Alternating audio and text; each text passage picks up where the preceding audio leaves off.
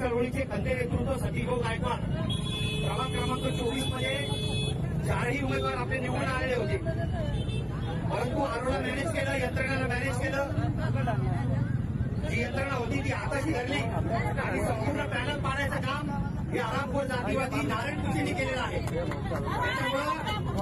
त्याच्यामुळे आपला जो रोष आहे भारतीय जनता पार्टीवरती आपला रोष निश्चितच आहे, परंतु हे जे षडयंत्र नारायण कुचेंनी केलेलं आहे तर संबंध भीमसैनिकांना या माध्यमातून विनंती करतो, आपला जो आक्रोश आहे तो नारायण कुचेंच्या विरोधात राहिला पाहिजे आणि येणाऱ्या काळामध्ये हेच भीमसैनिक येणाऱ्या काळामध्ये बदनापूरला जाऊन या हरामखोर नारायण कुचेला मारायला ही भूमिका आपल्याला या ठिकाणी ठेवावी लागेल.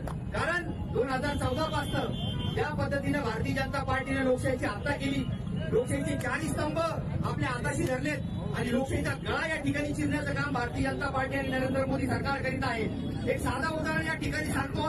वर्तमानपत्रामध्ये बातमी छापून आली का वंचित बहुजन आघाडीचे जे आहेत 4 उमेदवार हे निवडून आलेले होते. इलेक्ट्रॉनिक मीडियामध्ये दाखवण्यात आलं की वंचित बहुजन आघाडीचे 4 उमेदवार सतीश गायकवाड यांच्या नेतृत्वात निवडून आले आणि त्यानंतर हा हरामखोर नारायण कुचे त्या ठिकाणी आरोपकडे जातो, त्याची गळा भेट घेतो. तिची गळा भेट घेताना सुद्धा सीसीटीव्ही फुटेज या ठिकाणी उपलब्ध आहे. त्या आरोपला मॅनेज करण्यात आलं आणि संपूर्ण पॅनल या ठिकाणी त्यांनी पाडलेला आहे. तर निषेध त्याच्या विरोधात या ठिकाणी रोष व्यक्त व्हायला पाहिजे. त्या हेतून आंबेडकरी चळवळीचे सगळे नेते महाराष्ट्रामधून देखील काही नेते आपल्या या ठिकाणी आलेले आहेत. संबंध जिल्ह्यामध्ये या संदर्भातला रोष आहे. संपूर्ण पॅनल जे आहेत भारतीय जनता पार्टीने याच पद्धतीने निवडून आणलेले आहेत. देशातले जेवढे काही मोठमोठ्या जाती आणि मोठमोठ्या जमाती ज्या होत्या त्या या झुंडशाही समोर नतमस्तक झाल्यात. त्या या झुंडशाही समोर त्यांनी नांग्या टाकल्या, परंतु आंबेडकरी चळवळ आणि बाबासाहेबांचे जे लेकरं आहेत ते भारतीय जनता पार्टी आणि नरेंद्र मोदी सारखे हजारो जरी उभं राहिले लोकशाही संपवायला, तर बाबासाहेबांचे लेकरं या देशामध्ये लोकशाही जिवंत ठेवणार आणि नरेंद्र मोदी असेल, महाराष्ट्राचे सीएम देवेंद्र फडणवीस असेल आणि यासारखा तुच्छ आमदार नारायण कुचे असेल, याला आपण तोडकशी पाडणार म्हणजे पाडणार. हा लढा इथपर्यंत मर्यादित न ठेवता रस्त्यावरती लढाईचा आपण लढतच आहोत, परंतु न्यायालयीन लढाई देखील आपल्याला या ठिकाणी लढावी लागणार आहे. या आंदोलनाचे टप्पे आपल्याला ठरवून घ्यावे लागणार आहेत. ही फक्त सुरुवात आहे. आंदोलनामध्ये सातत्य राहणं गरजेचं असतं. या ठिकाणी प्राथमिक लेवलवरती हे भीमसैनिक या ठिकाणी जमा झालेत.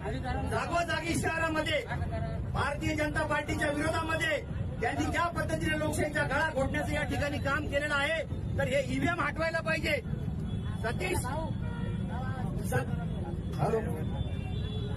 सतीश भाऊ गायकवाड आणि त्यांच्या पॅनलवरती जो अन्याय झालाय त्या अन्यायाच्या विरोधामध्ये हा लढा केवळ या ठिकाणी थांबता कामा नये. ही ज्योत तुम्हाला तेवढ ठेवावी लागेल. आंबेडकरी चळवळीच्या सगळ्या नेत्यांशी कार्यकर्त्यांशी या संदर्भात चर्चा झालेली आहे. सर्वांची चर्चा होऊन येणाऱ्या काळामध्ये या ईव्हीएमच्या विरोधात जे लोकशाहीची हत्या करणारे जे आहे, निवडणूक आयोगानं लोकशाहीची हत्या करण्यामध्ये भारतीय जनता पार्टीला जे सहकार्य केलेलं आहे त्याचा बिमोड करण्याकरिता केवळ आंबेडकरी चळवळच एक सक्षम असल्या कारणाने मित्रांनो हा लढा आपल्याला यापेक्षाही जास्त तीव्र करावा लागेल. सतीश गायकवाडासोबत आपण या ठिकाणी उभे आहोत. संबंध जिल्ह्यामध्ये संबंध शहरामध्ये हा मेसेज जाऊ द्या. जर लोकशाही तुम्हाला जिवंत ठेवायची असेल तर ही जबाबदारी आंबेडकरी चळवळीच्या प्रत्येक कार्यकर्त्याची आहे, प्रत्येक नेत्याची आहे, भीमानुयांची आहे. त्याच्यामुळं हे आंदोलन विशाल इंगळे आणि त्यांच्या सहकार्याने ज्या पद्धतीने ही सुरुवात केली त्यांचं खरं तर या ठिकाणी कौतुक व्हायला पाहिजे. कुणीतरी या संदर्भात आवाज उठवतोय. आपल्याला हा लढा यापेक्षाही जास्त तीव्र करायच्या हेतूनं आपण या ठिकाणी जमलेलो आहोत. त्यामुळं हे आंदोलन आपण या ठिकाणी पुढे सुरू करूया. धन्यवाद. जय भीम. अरे